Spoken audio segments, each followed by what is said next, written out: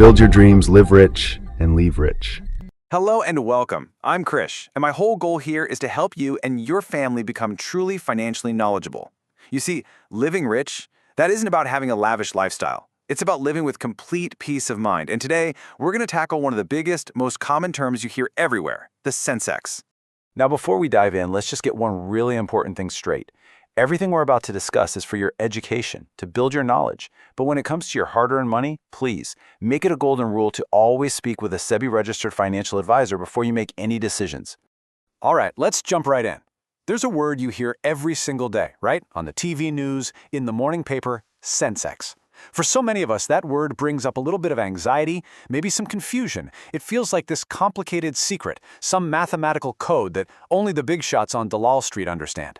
Well, I'm here to tell you that's a complete myth, and we're going to bust it wide open right now. I mean, think about it. You turn on the news and you see these numbers flashing on the screen. Sensex is up, it's in the green. Sensex is down, it's in the red.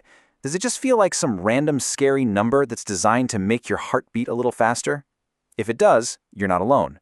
But what if I told you it's not random at all? It's actually telling you a story, a very important story about our country. So here's my promise to you. Just give me the next 25 minutes of your time, and I will completely decode this ultimate scoreboard of Indian business. I guarantee that by the end of this, you will understand exactly what it means when the news says Sensex crossed 80,000. You'll know how that number is born, and you'll see how it tells the amazing story of India's economy.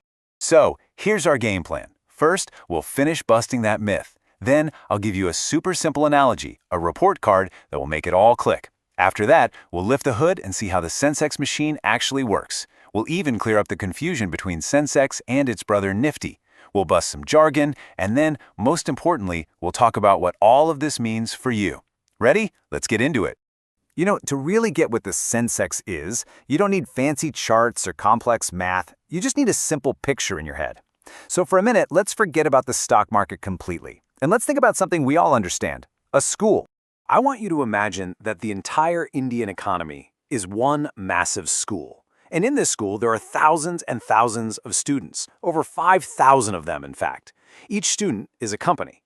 Now, just like any school, some students are brilliant, getting top marks. Some are just, average. And some are really struggling. If you were the principal and wanted to quickly know how the school is doing overall, would you check every single one of those 5,000 report cards? No way, it would take forever. So what would you do instead? You do the smart thing. You'd find the top 30 students in the entire school, the absolute class toppers. The ones who are the biggest, the most reliable, the most consistent high performers. And you'd look at their report cards. If those top 30 are all doing fantastically well, you can be pretty confident that the school as a whole is healthy and thriving. And that right there is exactly what the Sensex is. It's the combined report card of India's top 30 companies. Let's just walk through that one more time. Step 1. The school itself is the Bombay Stock Exchange, the BSE. It's India's oldest stock exchange with more than 5,000 companies listed.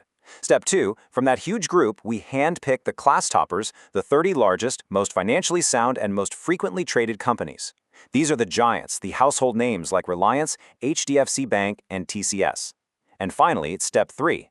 We look at their collective performance, their marks, and we combine them into one single score. That score, that is the Sensex. Okay, so you've got the big picture. Sensex is the report card of the top 30 companies. Simple enough. But now, let's get a little more curious. Let's pop the hood open and see how this machine really works. How are those 30 companies actually chosen, and how is that final score calculated? This is the deep dive, but I promise you we are going to keep it just as simple.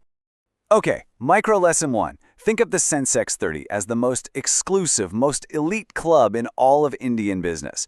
Getting an invitation is incredibly difficult. You have to be massive, what we call a large cap company. You have to be financially bulletproof, and your shares have to be traded heavily every single day. But here's the most fascinating part. Membership isn't for life. This isn't a permanent club. It's a battlefield of performance. If a company that's in the top 30 starts to slow down, if its performance dips, it gets ruthlessly kicked out, and a new, more deserving, better performing company takes its place. This is called rebalancing, and it's what makes the Sensex so powerful. It's a self-cleaning machine constantly updating itself to make sure it always represents the true champions of the Indian economy. Now for our second micro lesson, which is just as important, let's call it the weighing machine. So once these 30 companies are in the club, does everyone have an equal vote? Does a 10% jump in one company's price affect the Sensex the same as a 10% jump in another's? The answer is a big, definite no. The Sensex operates on a simple rule: size matters. The bigger you are, the louder your voice. Let me give you a real example to make this crystal clear. Imagine a Goliath, a heavyweight champion like Reliance Industries. Now imagine another company in the Sensex, still huge but smaller than Reliance. If that smaller company's stock price shoots up by, say, 10%, the Sensex will move up a little. You'll see a small bump. But if Reliance's stock price moves by just 2%, it can shake the entire index. It's like an elephant taking a step versus a cat taking a leap. The elephant's small step moves the ground a lot more. That's because the Sensex gives more weight or importance to the giants, so their movements have a much bigger impact on the final score. So how exactly is this weight decided? It's calculated using a method called free float market capitalization. Now, I know, that sounds super technical and intimidating, but I promise you the idea behind it is incredibly simple. Think of all the shares of a company like a giant pizza. A few big slices are owned by the founders, the family, the promoters. They usually lock these slices away in a safe. They aren't for sale. The rest of the pizza is cut up into thousands of smaller slices that are available for people like you and me to buy and sell every day. The Sensex is only interested in the value of those publicly available slices, the free-floating part. It ignores the locked-away founder's share. This gives a much more realistic picture of the company's true value in the day-to-day market. All right, micro lesson 3. This is where we answer the big question. We know how the companies are picked, we know how they're weighed, but what about that final number? What on earth does it mean when the news anchor says, the Sensex is at 80,000 points? Points of what? To understand this, I need you to use your imagination for a moment. We are going to hop into a time machine. Let's set the dial all the way back to the year 1979. This is what we call the base year for the Sensex. The wise people who created this index, they looked at the total value of the top 30 companies back then, and they needed a starting line, a simple, clean number to begin the race. So they made a decision. They said, let's just call this value 100. 100 points, that's it. So the entire journey of the Sensex, from 1979 until this very moment, is simply a measurement of how much the value of India's top companies has grown from that humble starting point of 100. So let's connect the dots. When you hear today that the Sensex is at 80,000, what does that actually mean? It means that since 1979, the value of India's top 30 companies has multiplied by 800 times. Let that sink in for just a moment. 800 times. This isn't just a random number flashing on a TV screen. It is the mathematical story of India's incredible economic journey over the last 4 decades, captured in one single powerful number. Okay, it's time to clear up one of the most common points of confusion for every single person who starts learning about the market. You've just gotten comfortable with the Sensex, and then you hear another name being thrown around all the time, the Nifty. So what's the deal? Are they competitors? Is one better than the other? The answer is actually very, very simple. The easiest way to think about them is as 2 brothers. The older brother is the Sensex. It belongs to the Bombay Stock Exchange, the BSE, and it tracks our top 30 companies. The younger brother is the Nifty 50. It belongs to the National Stock Exchange, the NSE, and as its name tells you, it tracks the top 50 companies. That's really the biggest difference. But here's the key takeaway. They are like 2 different thermometers hanging outside your window. One might read 30 degrees Celsius, the other might read 30.1. At the end of the day, they are both telling you the same thing. It's a hot day. The Sensex and Nifty both tell the very same story about the health of the Indian economy.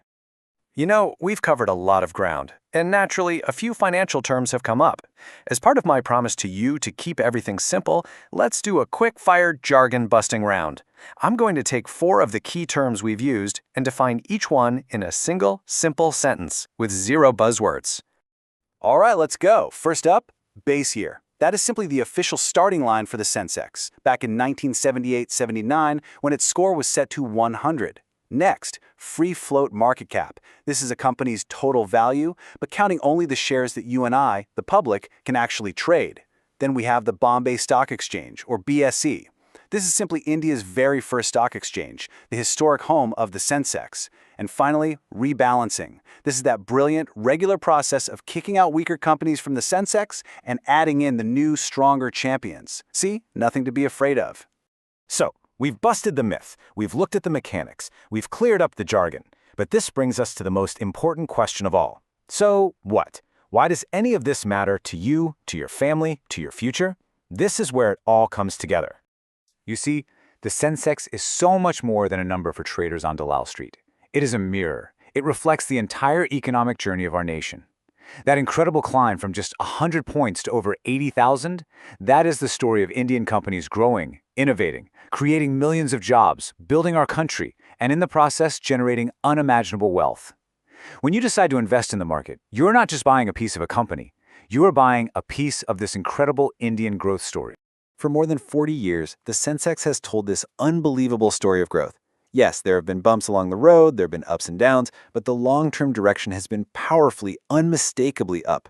So the final question I want to leave you with today is this. The Sensex has told its 40-year story of growth. What will your family's story look like over the next 40 years? Are you going to watch from the sidelines, or are you ready to become a part of the growth story of India? Thank you for your time. Live rich and leave rich.